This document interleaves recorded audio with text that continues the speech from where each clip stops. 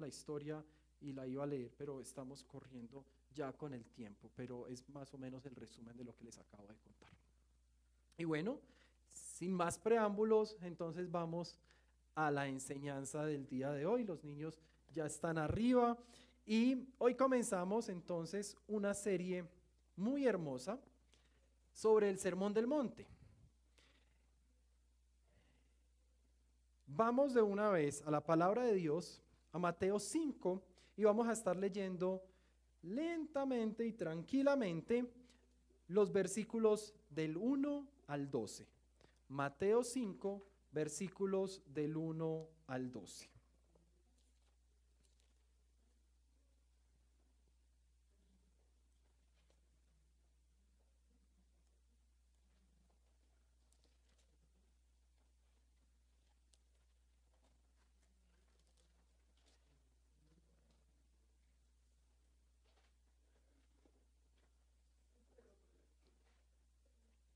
Dice la palabra de Dios.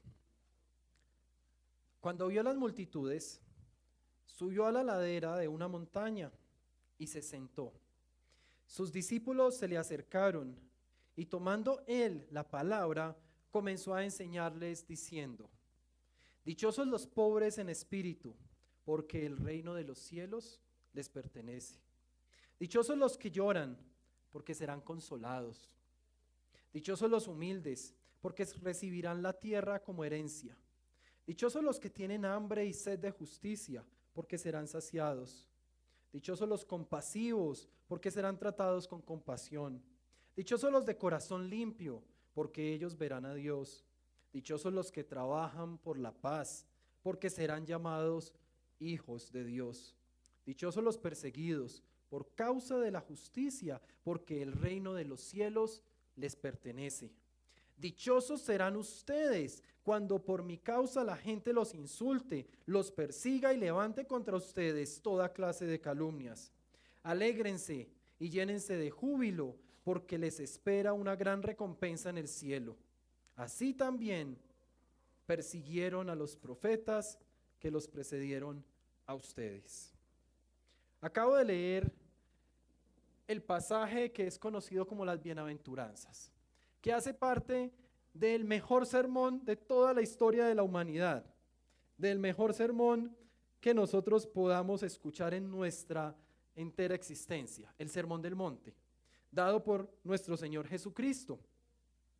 Y este Sermón del Monte nos evoca, nos recuerda la enseñanza antigua de los judíos. Acá vemos a Jesús que sube a una montaña y comienza a enseñar. Se llama el monte Eremos, está ubicado al norte de Israel, muy cerquita del mar de Galilea. Y nos recuerda a la enseñanza de Moisés cuando recibió la ley en el monte Sinaí. La diferencia es que aquí Dios no nos está entregando mandamientos, aquí Él nos está dando bendiciones. Las bienaventuranzas no son una lista de requisitos para nosotros cumplir. Las bienaventuranzas son una hermosa foto, una fotografía a todo color de cómo debe ser el carácter y el estilo de vida de nosotros los que nos llamamos cristianos, los que decimos seguir a Cristo y vivir una vida a sus pies. Esto son las bienaventuranzas. Y vamos a ver pedazo a pedazo, porción a porción, como si estuviéramos comiendo ese alimento que tanto nos gusta y lo disfrutamos. Así vamos a analizar hoy el Sermón del Monte. Lo vamos a analizar muy rápido, hay mucho que enseñar con el Sermón del Monte, pero lo vamos a hacer parte a parte. Comencemos ahí en el versículo 1 y 2, donde dice que Jesús subió a la montaña. Y el hecho de que Jesús decida subir y enseñar desde la montaña, pues nos está reflejando una enseñanza que ya estaba en la palabra de Dios en Éxodo del 19 al 24. Ahí vemos cómo Dios le pide en el capítulo 19, no va a aparecer en pantalla ni lo busquen porque es un resumen muy rápido del 19 al 24. En el 19 vemos cómo Dios le pide a Moisés que consagre al pueblo y que durante 2 días se preparen. para que al tercer día, como lo dice en el versículo 19 allá de Éxodo 19, porque en el tercer día descenderé, dice Dios, descenderé sobre el monte Sinaí a la vista de todo el pueblo. Es decir, lo manda a que el pueblo se prepare durante 2 días, porque al tercer día van a ver a Dios. Va a descender a la vista de todo el pueblo. Luego en Éxodo 20 enseña los 10 mandamientos, se presentan los 10 mandamientos. En Éxodo 21 habla de los esclavos hebreos, da instrucciones sobre los esclavos, sobre las injurias personales. Luego en el 22 habla de la protección de la propiedad privada, habla de las responsabilidades sociales. Todo esto eran enseñanzas para el pueblo judío. Dios estaba marcando claramente cómo el pueblo judío debía comportarse, cómo debía conducirse en sociedad. El capítulo 23 habla de las leyes de la justicia, de la misericordia, habla de las leyes sabáticas, de las fiestas anuales para el pueblo judío, y en el capítulo 24 finaliza ratificando el pacto de Dios con el pueblo de Israel. Jesús entonces viene con esta enseñanza, con este sermón, y se ubica en un monte. ¿Ustedes han pensado por qué todas las tribus indígenas del mundo buscan a Dios en las alturas? ¿Por qué cuando tenemos un problema o cuando alguien está viendo un partido de fútbol y casi le meten gol, qué hace todo el mundo? La gente no dice, no, la gente siempre es hacia arriba. O hay gente que me dice, no, y no le están hablando a Dios, porque intrínsecamente en nosotros Dios nos ha puesto su presencia en el cielo. Jesús viene y enseña desde una montaña, y las comparaciones con diferentes puntos de la ley las vemos, por ejemplo, en Mateo 5:21, en el versículo 27, 31, 33. Estudien más adelante Mateo 5 y ustedes van a ver que en muchas ocasiones Jesús está diciendo, haciendo alusión a la montaña. Por ejemplo, en Mateo 17:1, cuando se nos está presentando el tema de la transfiguración, dice, Jesús tomó consigo a Pedro, a Santiago y a Juan, el hermano de Santiago, y los llevó aparte a una montaña alta. También vemos en Mateo 24:3 que dice, más tarde estaba Jesús sentado en el monte de los olivos cuando llegaron los discípulos y le preguntaron en privado que quién será, que cuándo es que va a suceder todo esto. Eso sucedió también en una montaña. En Mateo 26:30, después de cantar los salmos, salieron al monte de los olivos.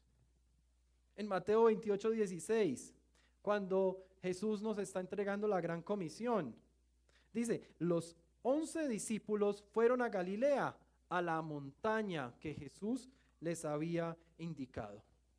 Es entonces un patrón que cada vez que sucedía algo importante, de mucha importancia en el reino de los cielos, y que venía directamente de Dios, en muchísimas ocasiones sucedía en una montaña. Las enseñanzas más importantes, los mandamientos, la gran comisión, las cosas importantes en el reino de los cielos se daban en una montaña. Entonces, es muy hermoso poder ver cómo el sermón del monte sucede en una montaña. Es Jesús mismo mostrando con esta simbología de la cultura propia, mostrando la importancia, mostrando que esto no es un sermón cualquiera. No les está dando una parábola, no les está haciendo una recomendación, está entregando nada más y nada menos que lo que algunos teólogos han titulado como la constitución del reino de los cielos, las normas para nosotros poder vivir como cristianos. ¿Cómo es que nosotros debemos vivir? Y dice más adelante ahí en el versículo 1, dice, cuando vio las multitudes, subió a la ladera de una montaña y se sentó. El sentarse en los tiempos de Jesús es muy importante, porque el sentarse en esos tiempos implicaba que era la persona más importante, la persona de mayor rango, o la persona de mayor autoridad, o la persona de mayor edad era quien se sentaba mientras que los demás permanecían de pie. De hecho, los rabinos enseñaban sentados. Menos mal no fui rabino porque no soy capaz de enseñar sentado. Cuando estoy en un salón de clase yo quiero estar siempre de pie. Pero en esa época, el hecho de que Jesús subiera a una montaña era algo importante, era diciendo va a suceder algo del reino. Y al sentarse está mostrando que era la persona más importante. Era cualquier persona que se apareció con un buen discurso. Dice ahí mismo en el versículo 1, sus discípulos se le acercaron y tomando él la palabra comenzó a enseñarles diciendo, y ya vamos a las bienaventuranzas, pero dice ahí sus discípulos y Mateo no está especificando cuántos seguidores de Jesús eran sus discípulos en el sentido estricto de la palabra. Pero los discípulos que estaban ahí se le acercaron porque entendieron que estaba sucediendo algo importante.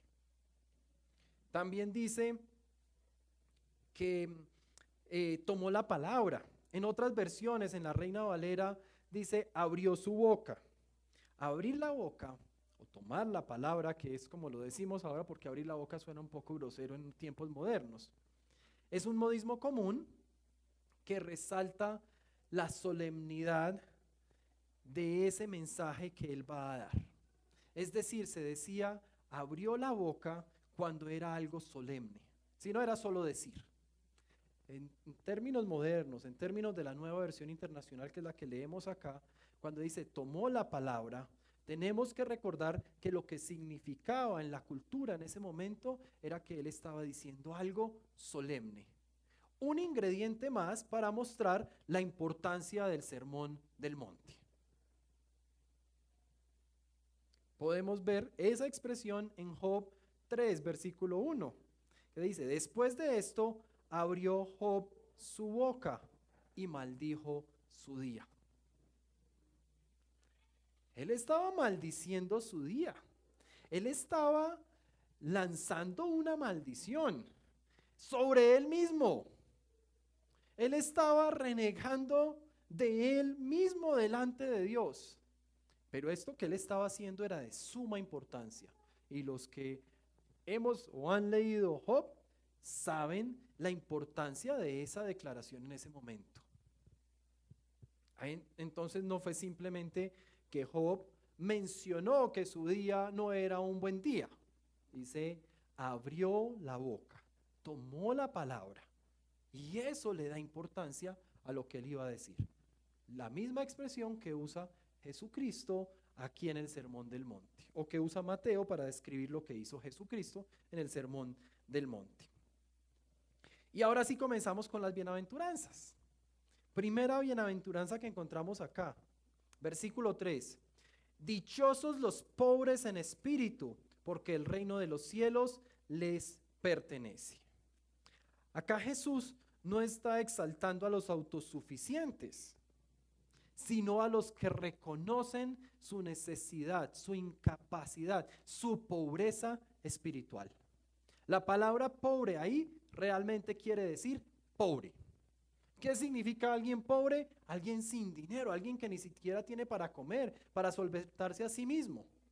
Pero cuando dice pobre de espíritu, es alguien que espiritualmente no tiene cómo vivir. No puedo hacer nada por mí mismo. Dependo completamente de alguien más. ¿De quién? De nuestro Señor Jesucristo. A estos es que ahí se refiere. A esos de nosotros que sabemos que no hay nada en nosotros. Que en el momento de yo alejarme de mi Señor Jesucristo, mi único destino va a ser la perdición eterna, el infierno. Porque dependo de Él completamente. No hay nada que yo pueda hacer para ganarme el cielo, para merecer el cielo. Él ya lo hizo todo por mí. Y hay una palabra acá muy importante, que es dichosos. Ese dichoso en griego, no sé griego, insisto, pero me gusta estudiar unas palabritas, es la palabra Macarios. Y Macarios significa feliz, requete, super, mega, contra, afortunado. Y solamente se usa para alguien que ha sido favorecido por Dios. Es decir, no es una alegría que me da ganarme la lotería, o tener una esposa maravillosa, o tener amigos como todos ustedes. Sí, qué alegría todo eso. No me he ganado la lotería, me la gané con ustedes. Pero es una alegría, una dicha, una felicidad, una fortuna que viene de Dios. Por eso es que las bienaventuranzas en la Nueva Versión Internacional usa la palabra dichoso. En otras versiones dice bienaventurados.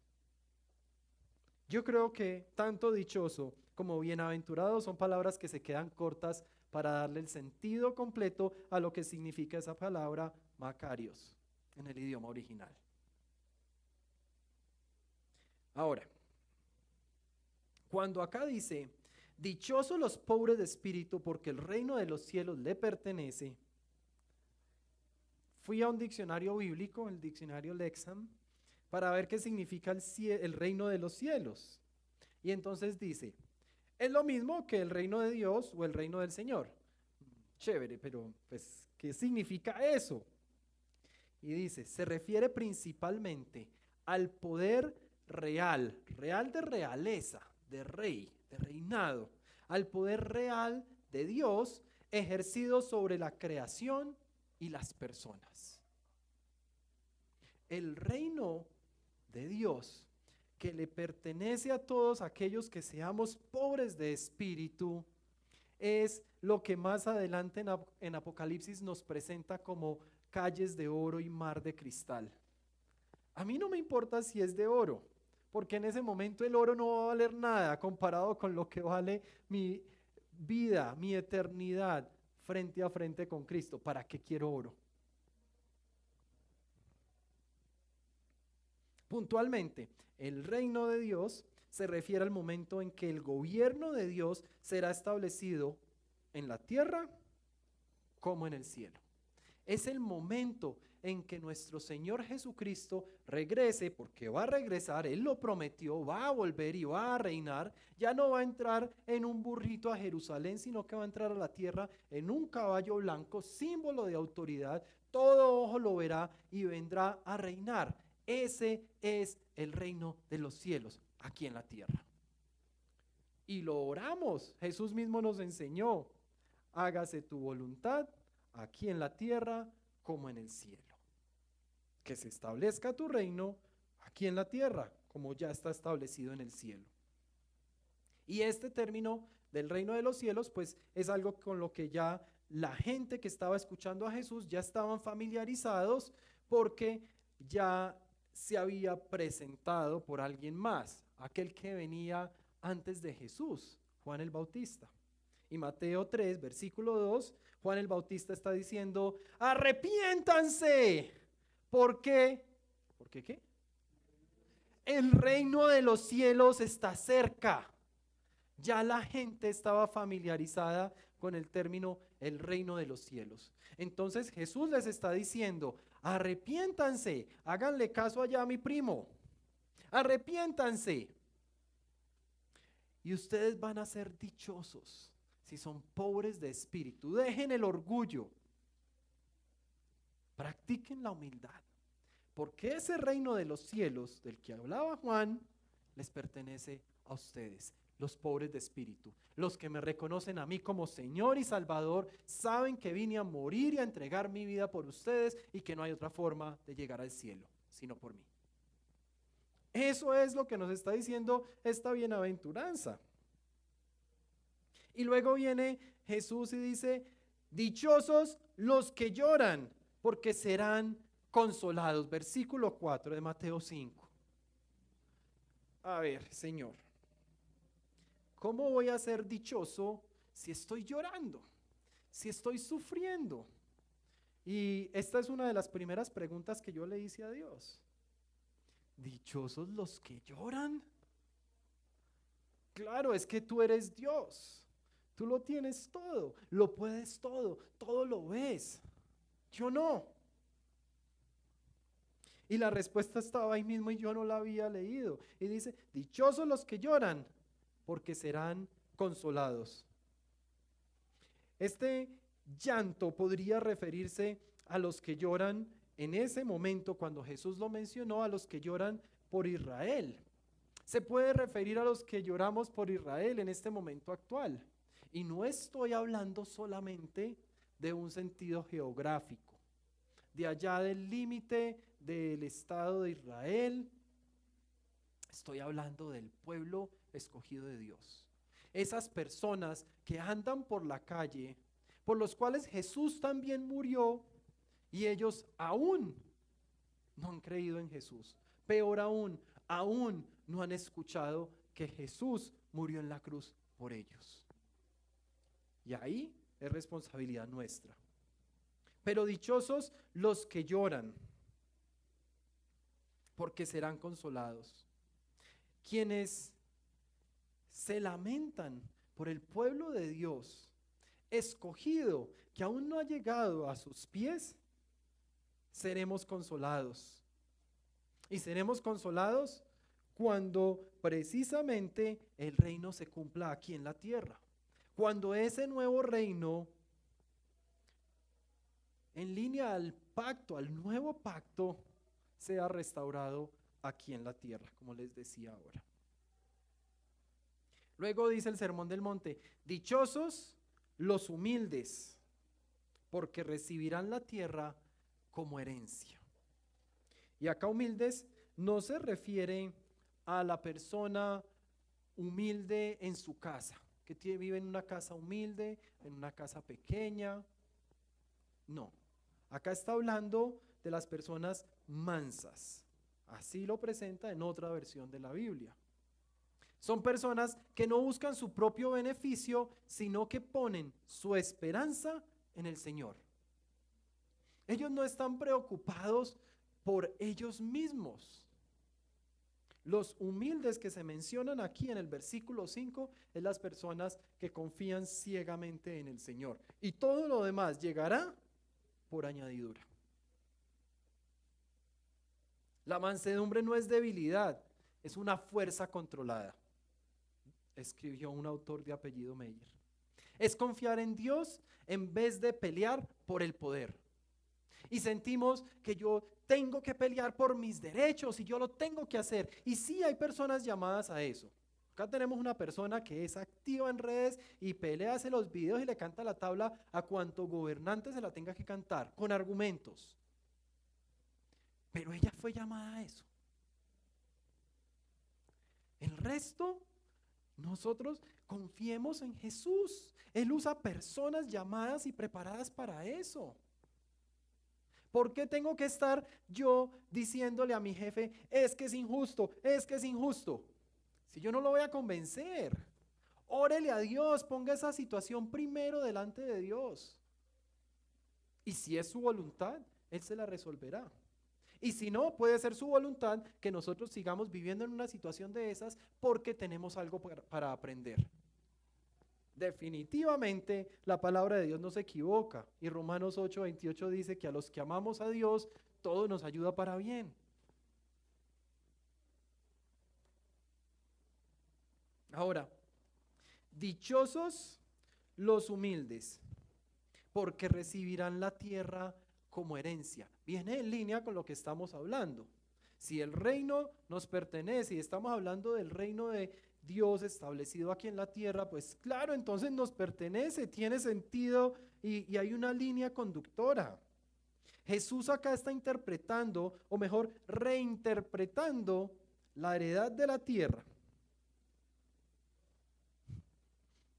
No es por conquista que los israelitas tomaron posesión de la tierra prometida. Ellos tomaron posesión de la tierra prometida porque su confianza estaba puesta en Dios. porque Dios les había hablado y ellos creían lo que Dios les había dicho. Porque si hubiera sido por su confianza, hubieran ido en el primer impedimento a buscar otra tierra que fuera más fácil de conquistar. Entonces sí, Dios sí usa nuestras habilidades para conquistar y para protestar, pero es nuestra confianza en Dios la que nos da la victoria, no mis propias habilidades. Esta heredad de la tierra prometida, se cree que Jesús estaba haciendo referencia al Salmo 37, versículos 10 y 11. Es un pasaje en el que se predice la destrucción de los malvados. Y dice, dentro de poco los malvados dejarán de existir. Por más que los busques, no los encontrarás. Pero los humildes heredarán la tierra y disfrutarán de gran bienestar. Profecía en los Salmos.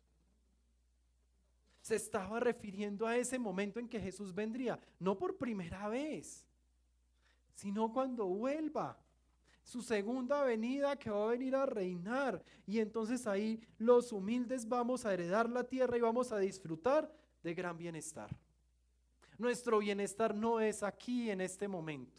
De hecho, Jesús dijo, en este mundo enfrentarás aflicción. Mijitos, prepárense que en este mundo ustedes van a sufrir. Señor, ¿y yo por qué sufro tanto y por qué tantas enfermedades y tanta dificultad financiera y tal? Amados, eso lo dijo Jesús, porque ese es su plan perfecto. Eso va a pasar. Y nosotros vamos a heredar la tierra y vamos a disfrutar de gran bienestar allá. Hace una semana aprendíamos de Dios a través de Alan Van Tilburg el punto y la línea. Ese sufrimiento, esa dificultad es el punto.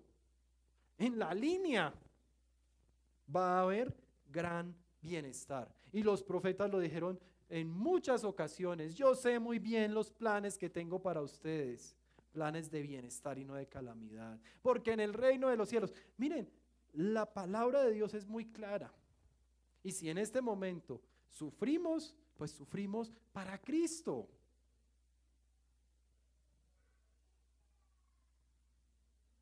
También puede estar haciendo referencia a esa nueva Jerusalén que menciona en Apocalipsis 21. Y esta es, como me dijo alguien ahorita, tarea para la casa. Lean Apocalipsis 21. Esa es la nueva tierra, la nueva Jerusalén que se nos ha prometido. Entonces, sabemos que quienes esperamos en Dios, con nuestra fe puesta en nuestro Señor Jesucristo, viviremos en paz total. Eso no va a pasar ni acá, ni en este año que queda de gobierno. No lo esperen, no lo sueñen. Ojalá sea solo un año, pero aún al final no vamos a disfrutar de esa paz, porque esa paz la disfrutaremos ahí, en la presencia del Señor. No depende ni del mejor ni del peor gobernante. Depende de nuestra fe, de nuestra confianza puesta en el Rey de Reyes y Señor de Señores, nuestro Señor Jesucristo. Y avanzamos al versículo 6. Yo no sé a qué hora vamos a terminar hoy. Dichosos los que tienen hambre y sed de justicia, porque serán saciados. Y ahí una amiga que quiero mucho dice, amén, yo tengo hambre de sed de justicia. Sí, muchos la tenemos. ¿Sí? Vamos a ser saciados. Pero eso no va a suceder acá. Porque acá estamos en un mundo caído, gobernado por el rey de las tinieblas. Pero tranquilos, viene a reinar el Rey de luz, el Rey de Reyes. Los que tienen hambre y sed de justicia es una metáfora que también se usaba mucho en esa época para hablar de la rectitud moral.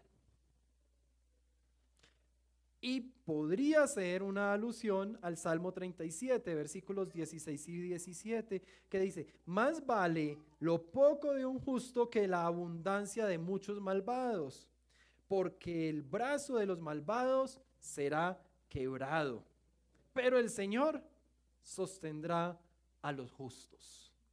El brazo del malvado en el gobierno será quebrado. Es una promesa que tenemos. Ay de él. Porque así como hay bienaventuranzas, también hay ayes. Ay de él. Lo importante acá es que cuando nosotros sentimos esa impotencia, cuando nosotros sentimos esa necesidad de justicia en términos de la palabra de Dios, con hambre y sed. ¿Saben lo que es tener hambre? ¿Alguno de ustedes ha estado en un desierto o en una selva muy húmeda y se les acaba el agua y han sentido lo que es la sed? ¿O les ha dado hambre y no hay nada que comer algún día? Yo lo he vivido. Uno hace lo que sea para poder tener esa gotica de agua. Uno se arriesga a probar el agua que sale de una planta. Igual si no me la tomo me voy a morir. ¿Muero de sed o muero envenenado? Pero si es buena agua, voy a vivir. Y así mismo es con nuestro Señor Jesucristo. Él es quien sacia esa sed. Él le dijo a la samaritana, quien bebe de esta agua, nunca más tendrá sed. Entonces aquí Él nos dice, dichosos los que tienen hambre y sed de justicia, porque serán saciados, porque beberemos de esa agua y nunca más tendremos sed, ni hambre de justicia. Versículo 7. Dichosos los compasivos, porque serán tratados con compasión. Dios recompensa a quienes imiten su carácter bondadoso y misericordioso. Nosotros no podemos llegar a ser bondadosos, no podemos llegar a ser misericordiosos, pero sí podemos imitar el carácter de Cristo. Y es a lo que estamos llamados, es a lo que Él mismo nos está invitando acá.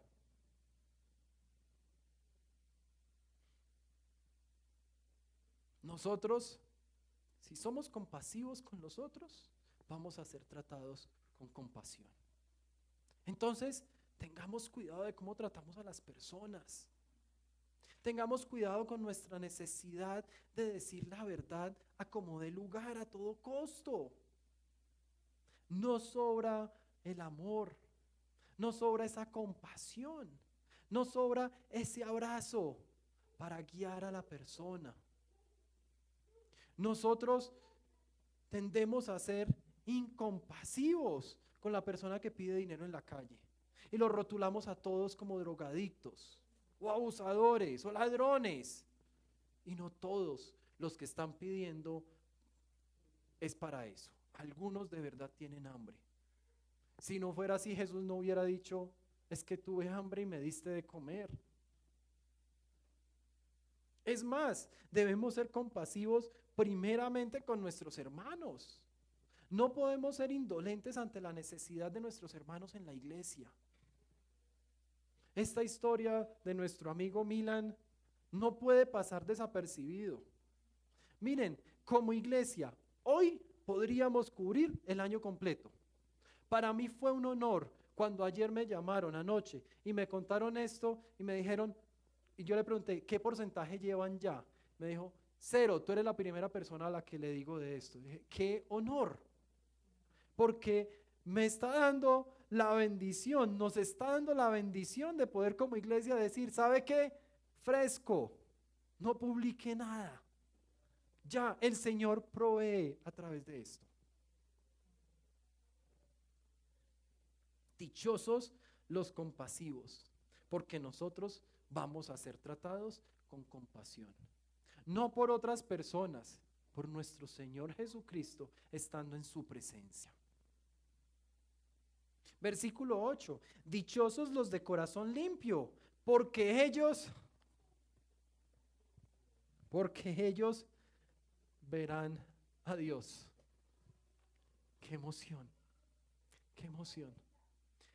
En el dolor que trae la muerte, me encanta pensar que la persona no murió, la persona vivió. Y por favor, si alguno de ustedes está por acá, cuando yo muera, no digan que yo me morí, porque yo viví. Porque en ese momento van a estar más muertos ustedes que yo. Yo voy a estar delante de mi Señor Jesucristo. Yo voy a estar viendo a Dios cara a cara. Y lo voy a hacer por una eternidad. Eso no es morir.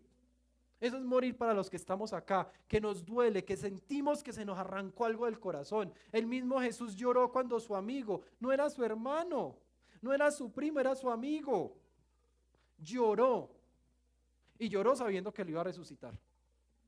Y ahí tengo la preguntita anotada, si se me permite en el cielo, Señor, ¿tú por qué lloraste si sabías que lo ibas a resucitar? Me imagino que era para enseñarnos que ese desprendimiento duele y que está bien llorar. Él lloró. Pero acá está diciendo que dichosos los de corazón limpio porque verán a Dios. Y esto me emociona y a veces hasta me desanima, porque ¿qué es ser de corazón limpio? Entonces yo no voy a ver a Dios, porque mi corazón no es limpio.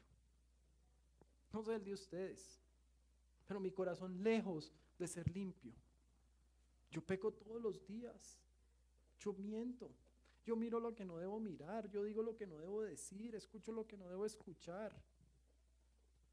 Y entonces no voy a ver a Dios. Yo creo que sí, porque es que no depende de mí, depende de Jesús. Los de corazón limpio es otra vez Jesús usando ese lenguaje de pureza ritual propia de los judíos. Acá no se trata de una pureza ritual como era en esa época, se trata de integridad y sinceridad delante de Dios. El de corazón limpio no es el que nunca peca, porque ninguno de nosotros entonces verá a Dios. El de corazón limpio es el que es sincero delante de Dios. Y va delante de Dios y le dice, Señor, pequé contra ti. Señor, hice esto, hice aquello, no hice esto. O dije esto, o no dije esto. Ese es el corazón limpio. El que tiene la capacidad de ir delante de Dios buscando esa restauración con total sinceridad. Total, Él todo lo ve. ¿Qué le voy a ocultar? Ver a Dios es una conexión muy hermosa con el Salmo 24, versículos 3 y 4, cuando el salmista pregunta, ¿quién puede subir al monte del Señor? ¿Quién puede estar en su lugar santo?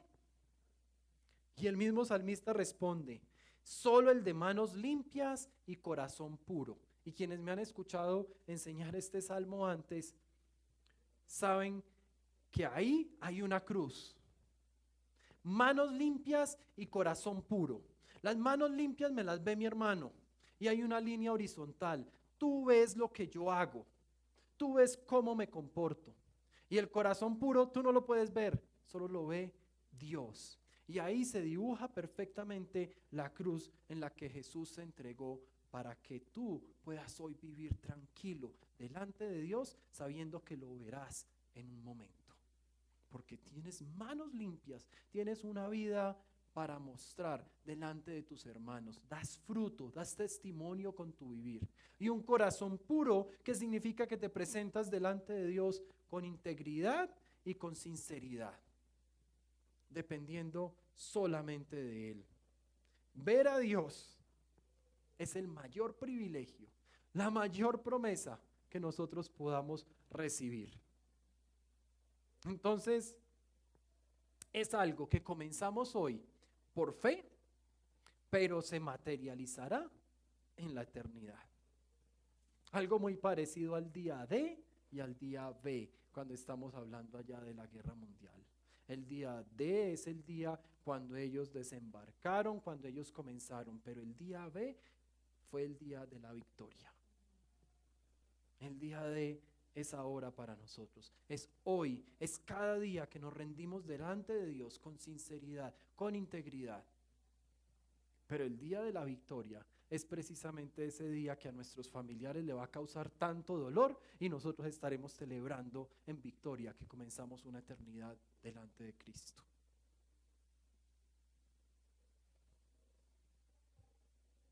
Versículo 9. Dichosos los que trabajan por la paz, porque serán llamados hijos de Dios. No solamente lo voy a ver, No solamente voy a ser un espectador en un estadio viendo a Dios allá pequeñito abajo en el escenario. Soy su hijo. Me voy a poder sentar en su regazo. Me voy a poder sentar a sus pies literalmente hablando. Voy a poder disfrutar de su presencia cara a cara, sentir su olor, ver su presencia. Dichosos los que trabajan por la paz, los pacificadores, dice en otras versiones, porque serán llamados hijos de Dios. La paz, hago un paréntesis, era muy promulgada en la cultura judía y muchos escritos judíos se enfocan en la paz. Creo yo que por eso es que uno de los nombres dados a Jesús fue Príncipe de Paz. Es decir, es lo que los judíos tanto quieren y anhelan, pero cuando llegó no lo reconocieron. Los hijos de Dios, dice que seremos llamados hijos de Dios, y los hijos de Dios llevamos su ADN, y esto se debe notar sea donde sea que estemos, frente a multitudes, con un amigo, con una amiga o en mi propia intimidad. En cada lugar nosotros debemos reflejar el ADN que llevamos porque seremos llamados hijos de Dios. Versículo 10, dichosos los perseguidos por causa de la justicia, porque el reino de los cielos les pertenece. Y otra vez entonces Jesús nos trae lo que no nos gusta escuchar. Dichosos los perseguidos. Perseguidos por causa de la justicia, no por cualquier causa. Jesús nos está advirtiendo acá que si vivimos como Él nos enseña, enfrentaremos oposición. Es un hecho. ¿Quieres vivir como Jesús enseña? Prepárate, vendrá oposición. Tranquilos, Él ha vencido ya. Y acá hay algo muy importante, porque esta bienaventuranza, de las que hemos visto, es la única que se repite. No sé si lo habían notado. En el versículo 11, Jesús entonces enfatiza, dichosos serán ustedes cuando por mi causa la gente, no es tan difícil, tranquilos, los insulte, los persiga y levante contra ustedes toda clase de calumnias. Entonces a mí me están insultando y yo me alegro, sí, porque es que el reino de los cielos me pertenece. Y Él lo dice ahí, versículo 12, alégrense y llénense de júbilo, porque les espera una gran recompensa en el cielo. Eso no es acá. Acá podemos vivir bien o no, pero la recompensa que esperamos es en el cielo. Así también persiguieron a los profetas que los precedieron a ustedes. Tranquilos, no van a ser los primeros y no van a ser los últimos. ¿Vamos a pasar dificultad? Sí. ¿Vamos a ser perseguidos? Sí. Acá está clarito en los versículos del 10 al 12. Esto no es ajeno. Probablemente las primeras personas que leían el Evangelio de Mateo también estaban enfrentando esa persecución y por eso Jesús les habló de eso, así como la estamos enfrentando hoy en día y Jesús nos sigue hablando de esto. Pero acá hay que resaltar algo muy importante. En el versículo 11 dice, por causa mía. En la Nueva Versión Internacional, por mi causa. Acá lo importante no es lo chévere, que nos insulten, nos persigan, que levanten calumnia, no. Acá lo importante es por qué. Cuando vivimos eso por causa de Jesús, entonces nosotros sabemos que vamos por buen camino, que nos espera el reino de los cielos. Jesús le estaba hablando a sus discípulos y más adelante cada uno de ellos vio en carne propia lo que eso significaba. siendo aserrados por la mitad, siendo colgados, crucificados de para arriba, siendo decapitados, apedreados. Ellos vivieron esto en carne propia. Yo no sé cómo lo vamos a vivir nosotros. Yo no sé si vivamos el mismo destino de los discípulos. Yo no sé si para nosotros ese sufrimiento sea un hijo enfermo, sea un familiar lejos que no hemos visto. Yo no sé cómo va a ser ese sufrimiento para cada uno de nosotros. Lo que yo sí sé es que nosotros experimentaremos el cumplimiento de las promesas aquí en las bienaventuranzas cuando estemos en la presencia del Señor. El mismo Señor Jesús experimentó cada una de las formas de persecución que mencionó él. Él mismo sufrió el mismo destino de otros profetas del Antiguo Testamento. Y en los ayes, al final de los ayes, se refiere a los maestros de la ley, a los fariseos, a los hipócritas, a los ciegos, a los sepulcros blanqueados, a las serpientes, a la camada de víboras. Eso está en Mateo 23:37, cuando Jesús dice: Jerusalén, Jerusalén, que matas a los profetas y apedreas a los que te envían. ¿Cuántas veces quise reunir a tus hijos como reúne la gallina a sus pollitos debajo de sus alas, pero no quisiste? Y ese Jerusalén, Jerusalén, fácilmente pudo haber sido Jonathan. ¿Cuántas veces no he sido yo el que he matado a los profetas? ¿Cuántas veces no he sido yo el que he crucificado a Jesús con mis acciones? Antes de hacer la Santa Cena, hoy vamos a hacer la Santa Cena, nosotros vamos a hacer un cierre de este tema. Y sería muy importante que puedan ver el video más adelante para tomar notas si no están tomando nota ahora. Pero vamos a hacer un cierre con 8 declaraciones poderosas. Vamos a hablar en términos de coaching, ¿sí? Declaraciones poderosas dadas por Jesús. Y les quiero dejar 8 preguntas retadoras. Primera declaración poderosa en versículo 3. El reino pertenece a los humildes de corazón. Y la pregunta retadora es: ¿reconozco mi necesidad diaria de Dios o vivo mi vida creyéndome autosuficiente? Segunda declaración, versículo 4. El consuelo vendrá para los que lloran. Y la pregunta es: ¿lamento mi pecado? ¿Lamento el sufrimiento del mundo que se está perdiendo? ¿O me he endurecido y he cerrado mi corazón ante el dolor de otros y ante mi mismo pecado? Tercera declaración, versículo 5. Los mansos heredarán lo que Dios ha prometido. Entonces aquí la pregunta es: ¿estoy dispuesto a ceder mi derecho, entre comillas, por obedecer a Dios y confiar en Él? ¿Estoy dispuesto a entregar eso que me cuesta y ser manso?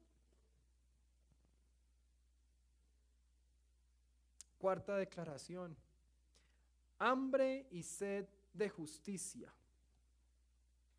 el apetito del reino. Versículo 6. ¿Quién me da hambre? ¿Qué me da hambre a mí en mi vida? ¿Busco la justicia o busco más la comodidad? Quinta declaración: los misericordiosos serán tratados con misericordia. Versículo 7. ¿Cómo reacciono cuando otros fallan o pecan contra mí? ¿Estoy siendo misericordioso? ¿Estoy reaccionando como esperaría que otros reaccionen cuando yo me equivoco?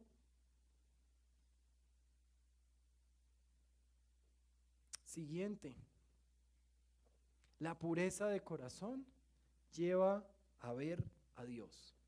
Ese fue el versículo 8. ¿Estoy viviendo con un corazón íntegro o vivo una vida doble?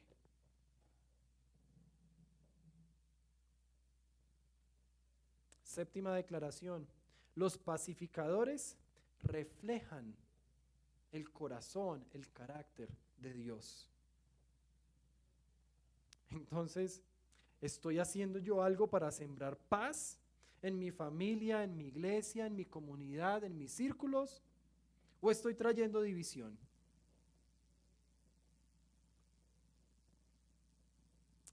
Octava declaración hecha por Jesús. El sufrimiento por causa del reino es una señal de fidelidad al reino. Versículos 10 y 11. Entonces, ¿estoy dispuesto a sufrir o incluso a morir por seguir a Cristo? ¿O estoy buscando más la aprobación del mundo? ¿Dónde está mi prioridad? Jesús, que inicia este sermón con las bienaventuranzas, debemos recordar que Él mismo nos pidió que lo recordáramos. Hoy no estamos haciendo esto porque queremos ser cool o estamos en una moda o en una tendencia. No, hoy lo estamos haciendo porque Él mismo nos lo pidió. Él nos pidió que lo recordáramos. Y qué bonito poder cerrar este tema recordando como Él nos pidió que lo recordáramos. La última noche con su círculo más cercano, Él les dijo que cada vez que beban un vino y coman un pan, lo recuerden y que hagan eso hasta que Él vuelva. Entonces hoy tenemos la bendición, el privilegio de celebrar, de compartir la Santa Cena. Hoy, entonces, vamos a recordar a Jesús. Recordemos que el pan es un símbolo entregado a sí mismo por Jesús. Un símbolo que nos recuerda su cuerpo, molido, destrozado, machacado, entregado por nosotros. Y el vino, aquí hay jugo de uvas, el vino nos recuerda su sangre, sangre que derramó por nosotros. Lo único en la antigüedad que limpiaba el pecado era la sangre. Y lo único en la modernidad que limpia el pecado es la sangre. Solo que ahora es la sangre de Jesucristo. Esto no es sangre, pero Él nos dijo que cada vez que lo tomemos, recordemos que Él entregó la sangre hasta la última gota, generosamente por nosotros. Y esa sangre limpió todos nuestros pecados. También dice la palabra de Dios que tomar la cena se debe hacer bien y en orden. Gracias, Carito. Se debe hacer bien y en orden. Debemos estar tranquilos y en paz delante de Dios. Entonces, antes de tomar la cena, la tomamos al final todos juntos, la reciben, la lista, no la tomen todavía. Antes de tomar la cena, yo les quiero pedir que cierren sus ojos y yo los voy a guiar en oración, pero cada uno hace su propia oración, pidiendo perdón por sus pecados, pidiéndole al Señor que limpie esos pecados, pidiéndole a Dios que su Espíritu Santo nos revele esos pecados, incluso que no recordamos y que están ocultos de nosotros mismos.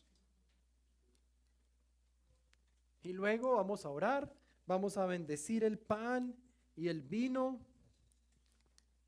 y vamos a tomar la Santa Cena, todos juntos, como lo dice también la palabra de Dios. Acompáñenme entonces en oración. Padre Todopoderoso, Señor Jesús, yo te pido que bendigas este pan y este vino. Yo te pido